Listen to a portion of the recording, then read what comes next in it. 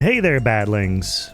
I just got done watching the 90-second letter from the producer live. If you wanted to catch my reaction live on stream, you can always go to the Twitch or the YouTube page to see that. I'm going to try and summarize as much as I can. There was 4 hours of content. A lot of it we've already been over before, such as the part 1 and part 2 of the MSQ. We already know that they're going to be separate ones on separate patches. So 1.5 and then 1.56. So here's the... We've seen this before, but this is the schedule of course, you know, right there. September for 7.56, 28th for the first patch, and the trailer is live. These job quests are also very well done. They do end up talking about the Beast Master class a little bit.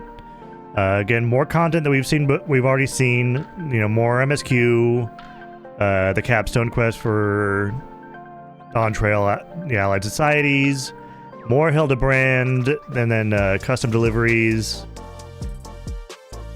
And they also say that Series 11 begins. We know this is like, again, all this was from the last live letter. And they did show off the Alliance raid a little bit.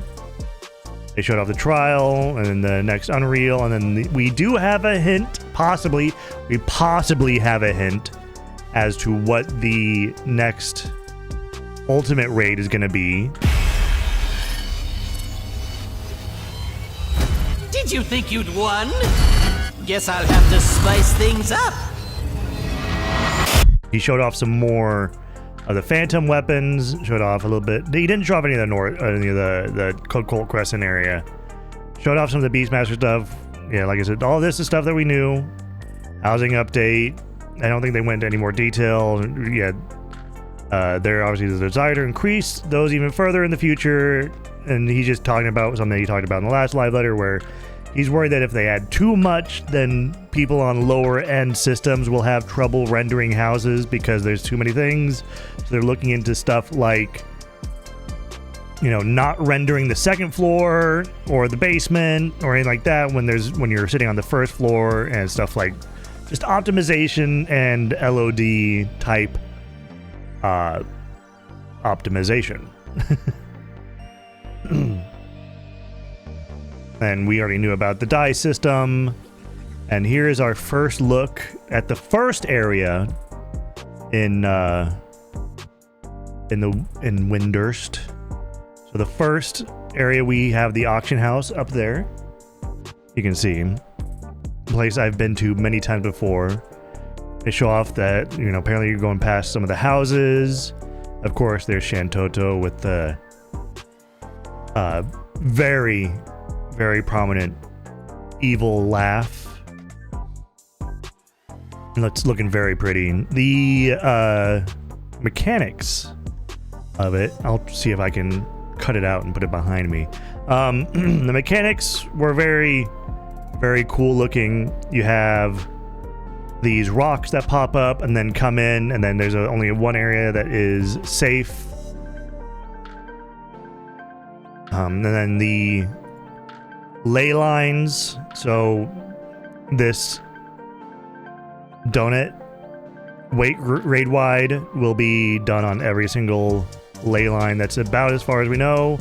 That's when he chose to die to the monster, and he shows off some of the gear that you get. Of course, this is being on the Lalafell, so it's looking a little small, but that was the Red Mage. You have your Paladin gear. Then I think this is Monk. All of it, I really like the Final Fantasy XI artifact gear, especially in the game. They did really well with the limitations of the graphics that they had at the time. I believe this is Thief. I can't remember all of the artifact gear, but yeah, this is the picture they showed off on the 7.5 website. So there's that for you. And then right behind me there, right there. That's some of it. I don't think that's all of it. Showed off the new gimmicks in the new Crystalline Conflict map. So you have your healing glyph, and you have 50% less damage while you recover on it. I'm gonna skim over PvP stuff because PvP isn't my jam, but just know that it's gonna be tough to fight over this zone, because when you bring the crystal onto this little pad here, you need to be on it to charge. If all of the teammates step off of it, then the charge is reset to 0, and it's paused when an enemy is on it. So it's going to be a very highly contested little zone there. You have like a jumping pad for shortcuts when you get to a certain point. Then they did a little 1v1 match with someone else on the team. Now here's a lot of the really good quality of life updates from this. They're improving the sightseeing log, so now log messages will display both the emote you need and the time and the conditions you need to meet that sightseeing log when you step onto it. There's going to be an outfit glamour update. We kind of knew about this one from the last one, but so all gear from dungeons is going to be in a outfit glamour. So it's going to be the stuff that's like everything else. It's when you have 9 items and it counts as 1. That outfit glamour, this one right here. And they also said that they're going to be able to take individual pieces out rather than having to undo the entire stack, put it in your inventory, take what you want, and put what you don't want back in. So it's going to be a lot easier to take stuff out and back in as you need or want. If you're like leveling up a class or something and you need like 1 item to get to a certain eye level to do a dungeon or something. That's something I can think about. See the new features. It's not doing the PLL yet. And then here he's talking about how you should take your time because they're showing off a lot of content for 7.5. He doesn't want you to get burnt out, so just take your time going through all the content. And really big update for crafters. You now, while on standby with the crafting log open, you can change your class, consume food or potions, move items in your inventory, or join or leave a party or operate link shells. That's going to be a major convenience thing. So that's I think the standby position is when you're like in the position of crafting, but you're not crafting, you just have the crafting log open. So you're gonna be able to do a lot more stuff while you're just chilling in crafting. Then there's a Chocobo update. They're adding new animations corresponding to companion rank, and Chocobos will now react to the emotes pet and poke. It's a small update, but they said that this is the beginning of bigger updates for the companion. They were worried about like losing content due to like the issues with 1.0 coding, and that's why they haven't touched Chocobo lately. But with with Beastmaster coming around the corner and you having just all these monsters that you can have next to you that you can interact with and do stuff with, they wanted to come and finally update the Chocobo. That was what they were talking about right here. Felt weird that some of the minions we were adding react to emotes, but the companion you've had for ages doesn't. New color schemes. If you want to blind yourself every time you open a menu, there's your bright pink for you. And then finally, they went on a break. There's a bunch of, short ads. They finally go to Beastmaster. They went over some of the stuff that we already know about. So we've seen this already, the unlock conditions. We've seen the artifact gear. We've seen these slides as well. What is new is how to capture beasts. So he goes and shows off what to do with that, but the basic is that you gauge an enemy. So the gauge is to see if you can even capture an enemy, how easy it will be. You do damage to the enemy down to a certain, the lower the hit points, the easier it is to catch. Then you use the catch skill, and then you bring the HP to 0 after you hit you press catch on them, and then you have a chance to capture them or not. Yeah, you use gauge to see if the beast can be captured.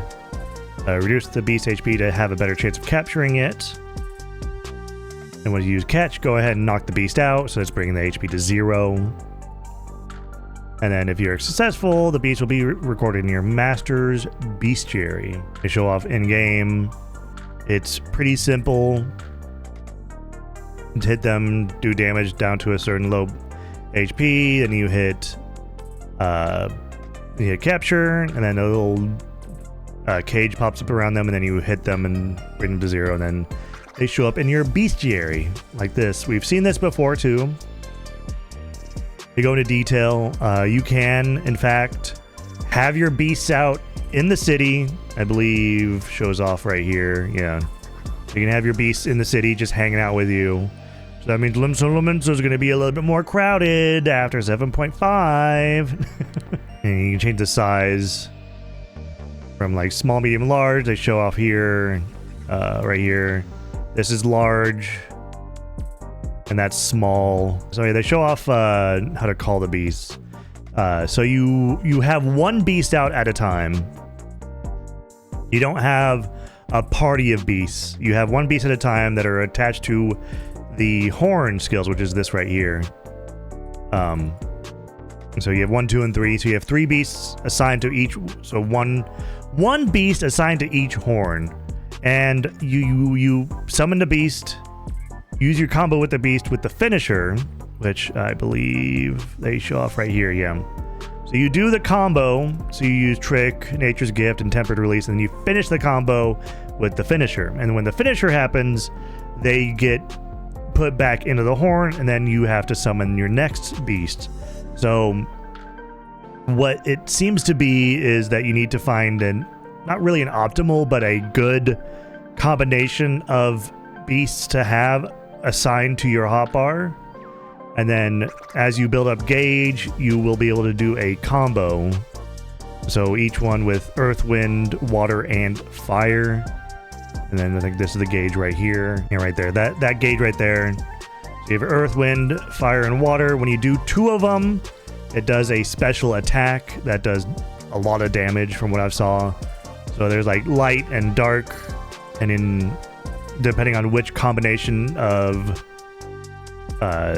elements you do, it has a different effect. I mean, between the 2 effects. And kind of show off some of the dungeon stuff here, but once the gauge was at 100, use tricks, which trigger the next element's combo. So they're just doing combos. We have down here, looks like that's the 1, 2, 3 combo. And up there is the, I wonder if there's that right there shows that is the beast ability for that element, because it has the paw on it. And then these are your ability. So that trick is you're pulling from your beast to do the attack, or you're calling the beast to do the attack. And these are your attacks.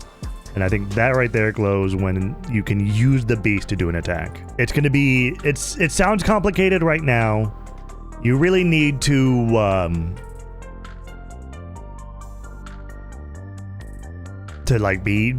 play it to kind of understand the combo. And then they show off some of the rewards. So they show off the phantom weapon for black mage, which is right there. Then the paladin phantom weapon right there. Very cool, very glowy. I need to do my phantom weapon still. I'm one step. I've only done the first step, so I kind of need to do more. And then this is the chat was asking him to show it off at night. And they show off some mounts. I don't know what this is a reward for, but it's like a quintessential monk mount, because you go into a cool pose when it's flying around. It's a big fist, so. And here is the. Oh, unfortunately, it got very bit ratey towards the end here. But this right here is the NUO Extreme Trial mount. And apparently we have a Colibri mount that looks like it's struggling to even carry a Lalafell, so I'm interested to see what this looks like with like a Hrothgar or something. We have this little guy. I have no notes on this little guy. I don't know what he is. He's like a platypus. Like a platypus dude. But there's a chair on his back. And if you're Lalafell, you stand on it. If you're any larger race, you sit on the chair. But because it's a Lalafell, you stand on it, and it's no notes whatsoever. It's perfect. And we have biblically accurate Lalafell right here. This is the mount you get for getting all Extreme Trial mounts. So this is the collection. This is the capstone mount for the Extreme Trials. It looks very cool. I guess I'm gonna have to do Extreme Trials. Then here, Yoshi P gets asked about, like, yeah, I want to flex, so I wish we had the 6 wings when we were not flying as well. You can just fly, but PvP? Yeah. So, because you can't fly in PvP. So, Yoshi P goes into a little tangent where he's thinking about how you could possibly have the flying animation when you're on the ground. But they quickly cut it off because it's just Yoshi P thinking out loud about putting yet more content in the game. And they show off the bike. I like this bike. This bike was really cool. It's yet another one of those flying bikes that you can buy for, what is it, like 5 mil or something like that? 10 mil? 1 mil? I forget how much it is. They show off the Occult Crescent gear. So there's like some more Occult Crescent gear. It looks very, I don't want to say plain, but it looks very, simple, very elegant at the same time. So that's the last one for the Occult Crescent. And I believe this is the gear for the space exploration. So there we have that set and then that set. So I know I kind of skimmed through a lot for this 4-hour thing. And I go into, FanFest, so they show out the FanFest items, which we've already looked at. Commemorative group pose frames and stickers. Streaming details, yes. Stage events on both days, excluding concerts, will be Extreme for free. I will be reacting to that on stream, so if you want to hang out with me while we watch it and react, you are always more than welcome to come and hang out over on twitch.tv/Prince Argus. Or you can subscribe here on YouTube and see me stream it live here on YouTube as well, because I dual stream. So as far as like I said, this was 4 hours. There was a lot of in-game demonstrations, which kind of padded the time, because walking from point to point, showing off the mechanics rather than talking about it. I always appreciate showing mechanics rather than just talking about them. But yeah, are you guys excited for? Here, let me get it. Let me get it. Hi. Are you guys excited for 7.5 and the future patches that will be included? As I'm excited to mess around with Beastmaster, and also all the quality of life is really nice. And they said they're going to be going into more detail about the patch at FanFest, so the keynote is going to be extremely packed at FanFest this year. But once more, thank you all for joining me. If you haven't already, please hit that subscribe button right down there to see when the next video comes out and when I go live next. Please subscribe over at twitch.tv/Prince Argus as well. That's where I watched this live originally. We watched every second of it from beginning to end. That will be all. Thank you for joining me. Goodbye.